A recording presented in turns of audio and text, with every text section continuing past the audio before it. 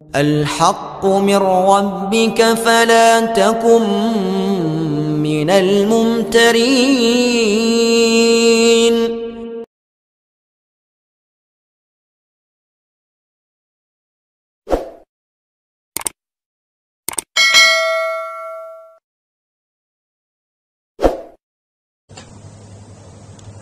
Minggu ini kita umat Islam diingatkan kepada satu peristiwa besar yang pernah terjadi dalam sejarah perkembangan Islam, yaitu peristiwa diturunkannya kitab suci Al-Quran, atau yang populer dengan peristiwa Nuzulul Quran.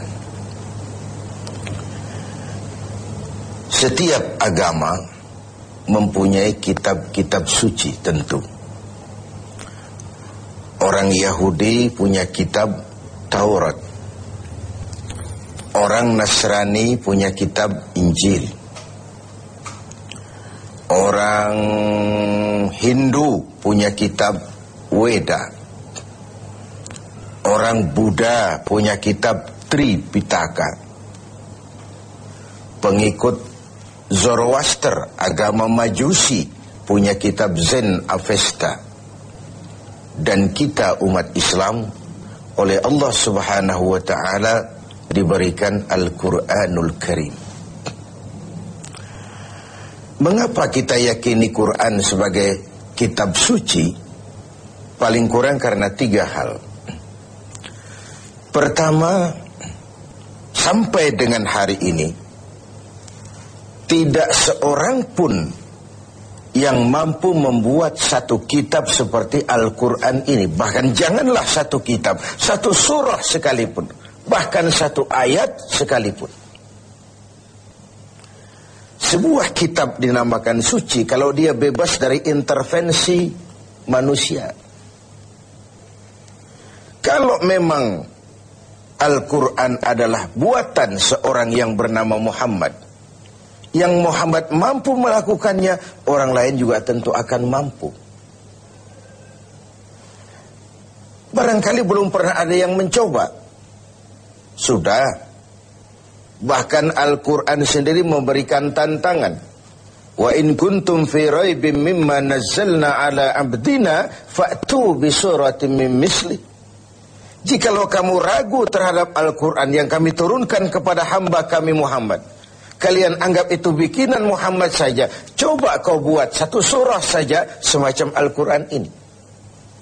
Tak mampu kamu sendiri, wada'u syuhada'akum, ajak teman-teman kamu secara bersama-sama, buat satu surah saja semacam Al-Quran ini. Pernah ada yang mencoba membuat satu surah dengan gaya bahasa surah Al-Fil. Al-Fil wa mal-fil wa ma adraka mal-fil lahu khurtumun tawil wa lahu zail. Gajah, apakah gajah itu? Tahukah kamu apa itu gajah? Dia punya belalai dan dia punya ekor yang panjang. Kalimatnya sudah berbentuk syair, tapi isi jauh panggang dari api. Karena yang namanya gajah, tidak perlu turun surah seperti itu pun orang ngerti kalau gajah mesti punya belalai dan mesti punya ekor. Jadi isi jauh panggang dari api. Surah semacam Al-Fil tadi dibuat oleh Musailamah Al-Kadzab. Dan masyarakat Quraisy memang kaya sekali dengan penyair, dengan pujangga, dengan sastrawan. Sehingga tiap tahun di pasar namanya Ukaz dipertandingkan syair-syair yang hebat-hebat itu. Pemenangnya digantungkan syairnya di dinding Ka'bah. Sudah dicoba itu.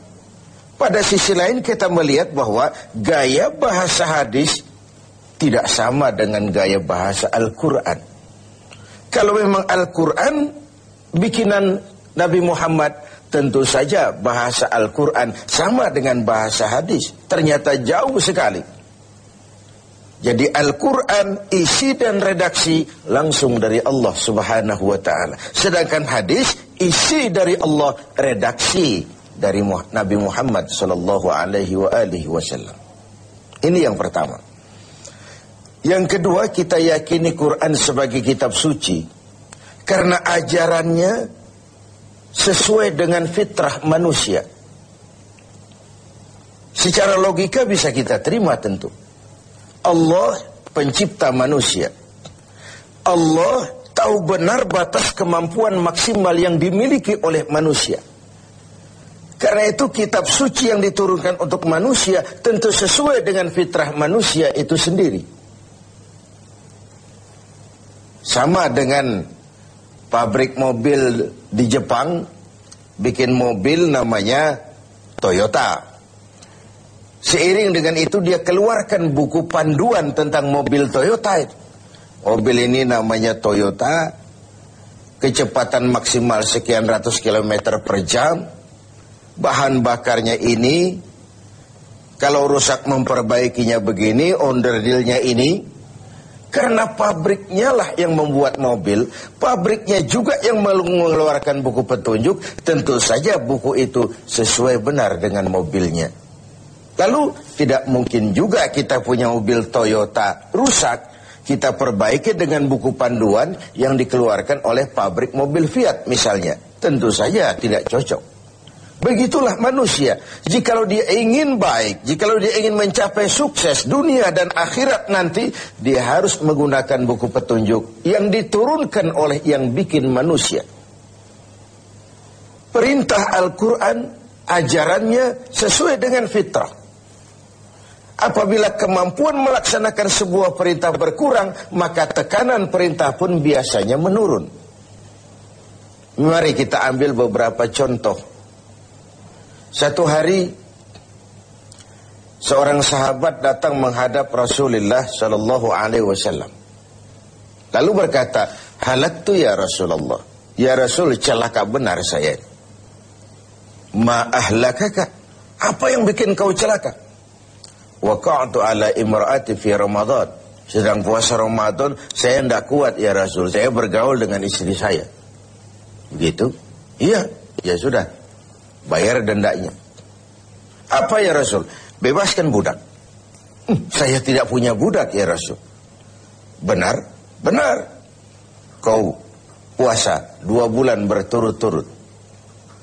Arti 2 bulan berturut-turut itu sudah 50 hari batal, ulang lagi dari hari pertama. Itu mutawalliyat, berturut-turut. Tidak kuat ya Rasul. Tidak kuat. Tidak kuat saya, 1 bulan saja saya tidak kuat, apalagi 2 bulan. Benar kau tidak kuat? Tidak kuat. Ya sudah. Kau beri makan fakir miskin 1 orang 1 mud. Ya Rasul. Jangankan memberi makan 60 fakir miskin. Istri saya di rumah sehari masak, sehari tidak. Saya orang miskin ya Rasul. Lagian terlalu juga ini orang sudah miskin berani melanggar peraturan. Rasul senyum kemudian masuk ke dalam kamar. Keluar kembali membawa sekeranjang kecil kurma. Bung, kalau kau tidak punya apa-apa di rumahmu, bawa pulanglah kurma ini, sedekahkan kepada orang-orang miskin di kampungmu sebagai pembayar dendamu. Ya Rasul, apalagi? Di kampung saya itu yang paling miskin saya. Terlalu betul orang ini. Marahkah Rasul mendengar ini? Beliau malah senyum makin mengembang lalu berkata, kalau memang begitu kondisimu, bawa pulanglah kurma ini, beri makan anak istrimu di rumah. Inilah watak dari perintah Al-Quran itu. Ngono ya ngono, ning ojo koyo ngono. Tidak kalau sudah begitu ya, mesti begitu. Tidak, sesuai dengan fitrah manusia. Di awal-awal turun perintah puasa, sebagian sahabat itu menyangka siang malam tidak boleh bergaul dengan istri. Mau bertanya mereka malu. Akhirnya ada juga yang nyerempet-nyerempet. Nah, satu hari selesai sholat zuhur, antara mereka kumpul, saling bertukar pengalaman. Yang satu bilang, semalam saya nggak tahan loh. Terus, ya saya nyelonong sama istri saya. Yang di sudut satu bilang, saya juga loh. Ternyata banyak. Terhadap ini kemudian turunlah penegasan Al-Quran. Uhilla lakum lailatas siyami ar-rafasu ila nisaikum. Dihalalkan bagi kamu pada malam berpuasa bergaul dengan istrimu. Kenapa? Ini fitrah. Ini manusiawi. Kalau siang tidak boleh, malam pun tidak boleh, sebulan penuh, apa ndak pingsan manusia itu? Inilah fitrah. Sesuai dengan fitrahnya. Semua ajaran agama, semua konsep Al-Quran sesuai dengan fitrah manusia. Suatu kitab dinamakan suci memang kalau ajarannya sesuai dengan fitrah manusia, bukan memberikan beban kepada manusia. Makin kita renungi konsep Al-Quran, makin kita renungi perintah-perintah agama, makin sampai kita kepada keyakinan bahwa itu sebenarnya apa yang diperlukan oleh manusia. Kita perlu sholat, kita perlu puasa, kita perlu zakat, sedekah, kita perlu sholat tahajud di keheningan malam, perlu. Kalau agama sudah merupakan needs, kebutuhan, keperluan dalam hidup kita, maka tidak ada lagi beban dalam melaksanakannya. Selama ini kan kita masih pada tahapan, saya wajib sholat, saya wajib sedekah, saya wajib haji. Tapi kalau sudah saya perlu, dengan merenungi kenapa kita sujud, kenapa kita bersedekah, apa manfaat yang kita peroleh dari melaksanakan ibadah haji, kita akan sampai kepada ini adalah needs. Pada saat itu, pelaksanaan ajaran agama tidak lagi akan menjadi beban, tapi akan kita laksanakan dengan sepenuh hati, karena dalam kita sujud kepada Allah, disitulah tingkat keperluan hidup kita. Puasa, zakat, infak, sedekah, dan begitu seterusnya. Pemirsa TV7 yang berbahagia. Yang ketiga, kita yakini Quran sebagai kitab suci karena isinya tidak saling bertentangan. Bagaimana mungkin sebuah kitab suci ajarannya saling kontroversi, isinya saling simpang, saling silang. Di satu ayat dia ajarkan Tuhan Esa, di lain ayat dia ajarkan Tuhan tiga. Bagaimana kitab suci bisa saling silang seperti ini? Sebuah kitab dinamakan suci kalau isinya tidak saling bertentangan. 6.666 ayat, 30 juz dan 114 surah, tidak satu pun yang saling silang, tidak satu pun yang saling bertentangan. Oleh karena itu, dengan memperingati turunnya Al-Quran, mari kita banyak membacanya. Dan membaca adalah pengantar untuk bisa mengerti dan memahami. Sedangkan mengerti dan memahami adalah pengantar untuk bisa mengamalkannya dengan sebaik-baiknya. Hanya jikalau kita membaca, kita mengerti. Hanya jikalau kita mengerti, kita bisa mengamalkannya dengan sebaik-baiknya.